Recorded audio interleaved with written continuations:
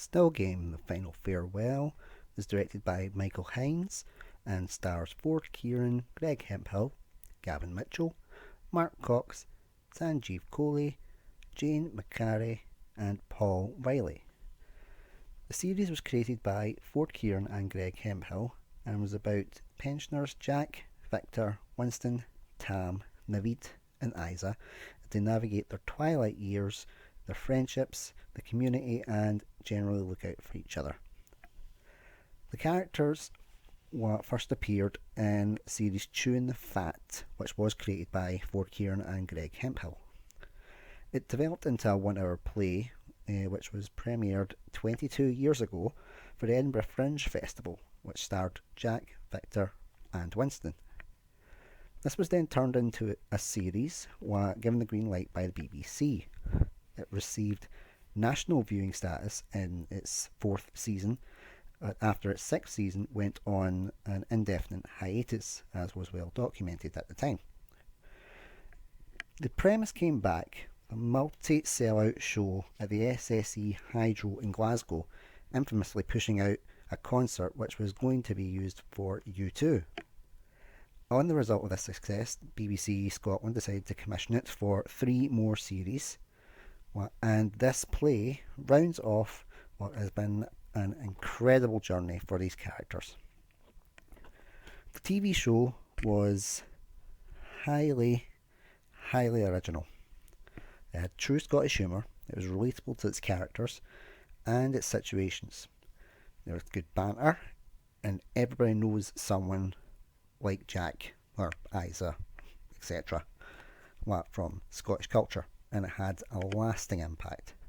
There were so many guest stars such as Clive Russell, Robbie Coltrane, Craig Ferguson, and Ian MacDonald, Majur.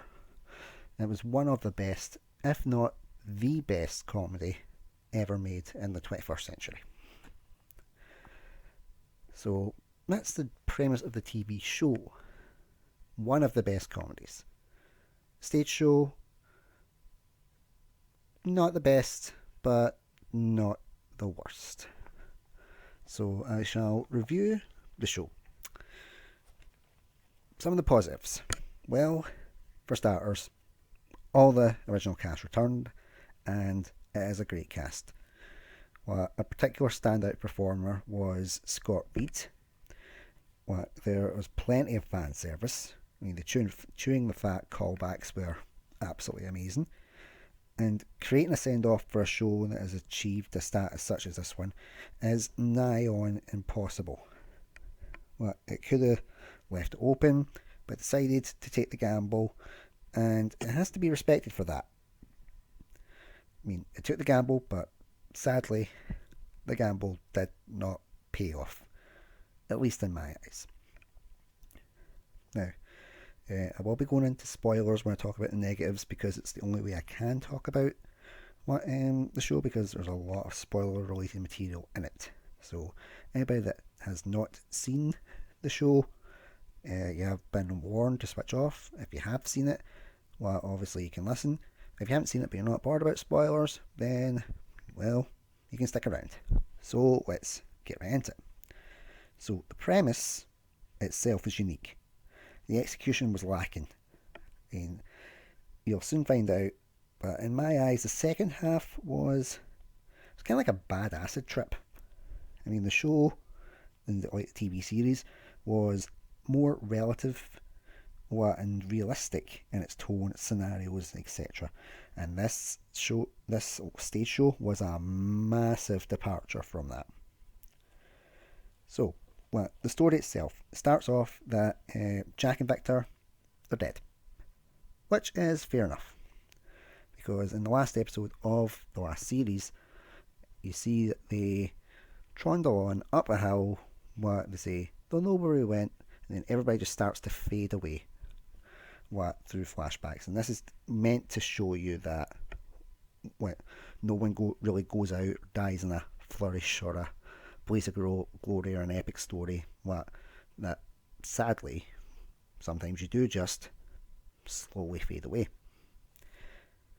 So having them starting off dying, fair enough. but the way they died majorly pissed on their legacy. I mean, like I said, the last episode, they were starting to climb up a mountain. So you find out that they in fact died up there. All that's left are their skeletons and their clothes. So Ned then runs over the skeletons, and the dog decides to defile said skeletons. My main question around this was a massive mountain. How the hell did a Ned on a bike and a Doug get up there? I mean, it was maybe a mountain. It looked like it was a park in Uddingston. So, carries on from there, and all the main characters are dead, except Bobby. And they're all waiting in limbo, which conveniently is set in the Klansmen because, well, they spent the majority of their lives there, so they might as well spend the majority of their afterlife there. So before moving on, they find out that we have to wait on Bobby dying first. So, Bobby dies, which is probably the most Bobby-related death in history, because he gets a porno mag, goes into the toilet, jacks one off in the bog, heart attack, dies. Now, I'm not sure if Ford or Greg are aware of this, but that death was a massive rip-off of the film Clerks by Kevin Smith. If you haven't seen it, check out the film because it is really good. It's a great film.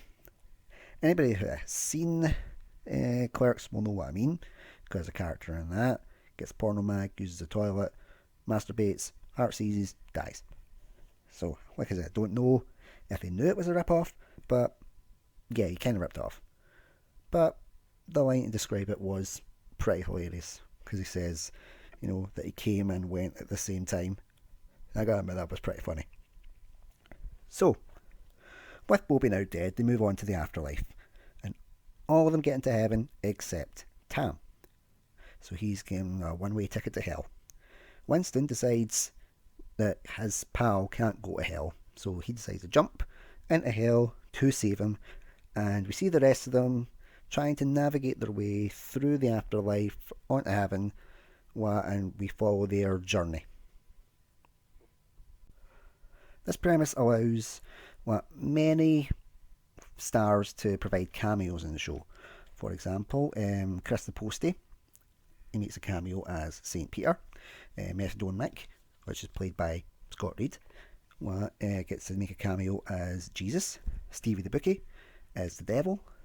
And the last one I kind of have a bit of an issue with, because it's Karen Dunbar, and she plays a character who was very well known for wanting her whole, put it that way.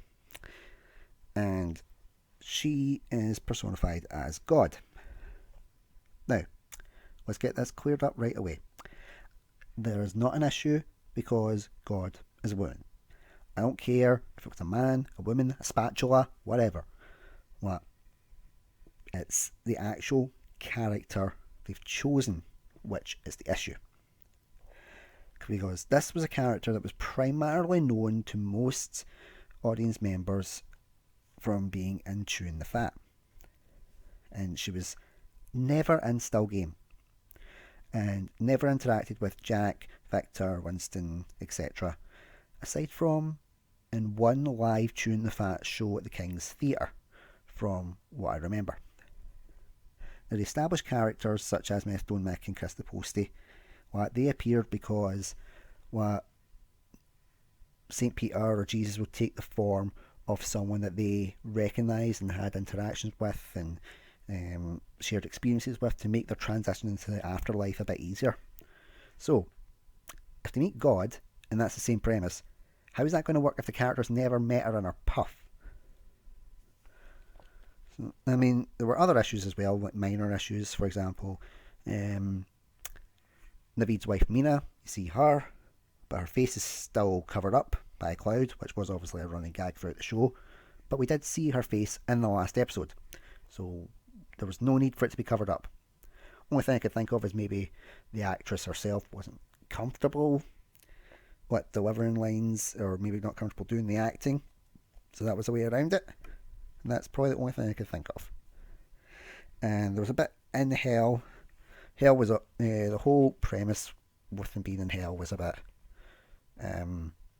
trippy. Like I said, it felt a bit like an acid trip. But there was one point where Winston gets to hell. He's wondering what's going on, and he runs into Jimmy Savile, and then knocks the, ironically, holy hell out of him.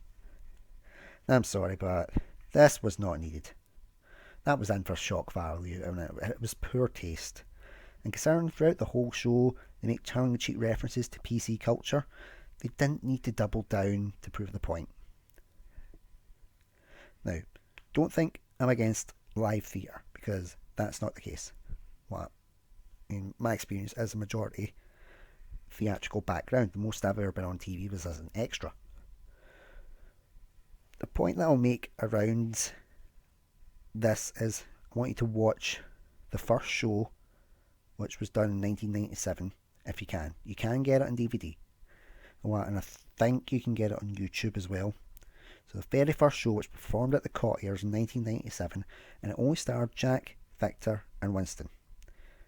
Just 3 actors, no songs, no dances, no extra sets, because it was just set in one of their homes. There wasn't any need for any additional scenery, no crazy premises. Well, it was just simple, effective, interesting storytelling. And more importantly, it was well executed. You know the saying, less is more? Sometimes that really is the case.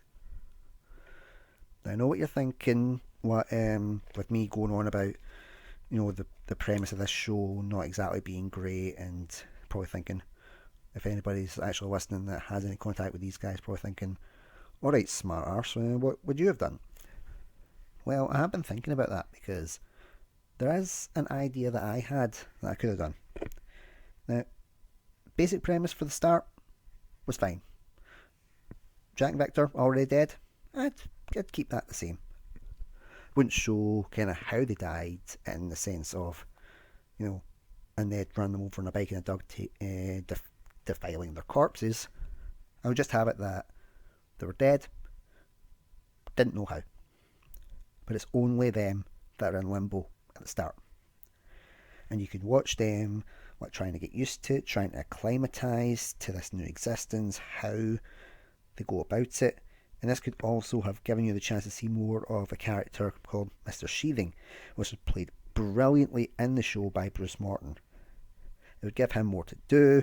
It helps, he would help them transition from one life to the next. We find out more about him as a character and how and why he does what he does. So, one by one, the rest of the cast would all pass away. Each time we find out how each character died. We find out what happens with them while Jack and Victor have been dead. What happened with the community, what happened with anybody that was still living. And it would help you fill in the blanks kind of on the way. And I would have them all passing away. Bobby once again last man standing. And I would start, in the start of their show that they done, that would be the end of mine. As in, they're waiting for Bobby to die, he dies, after they leave, they finish their time in limbo, they pass on. And that's where it would end. So you wouldn't have any of the more surreal elements of heaven or hell, you would just have them going on to the afterlife. What happens next is your imagination. And you could have still had the cameos that were, present in this. They would have just been different people. For example, you would have seen maybe Old Eric, you could have seen Shug, you could have seen Edith, the infamous pint of Guinness. Because you could have seen them passing away, and then how they died, and then instead of them waiting in limbo for God knows how long, they just kind of just pass straight through, and that's just like their lay-by, going from one life to the next. They go with relative ease, and that would tick off Jack and Victor and Winston and all them even more, because they'd be watching all these people going past, just going on the merry way, and why are we still waiting behind? Why do we need to wait behind? What's the reason for us to be here? And it would create a bit more intrigue and a bit more conflict. Sure, it wouldn't have all the grandiose songs and dance and extra cast members and all that kind of stuff, but it would have took it in a new direction, a new premise, new interesting setting, but without having all the palaver around it. So my overall thoughts on Still Game, The Final Farewell. Admire the attempt, appreciate the premise. Well, it was good to get to see them live and do their shtick one last time. But I enjoyed the event itself more than I enjoyed the actual show and story.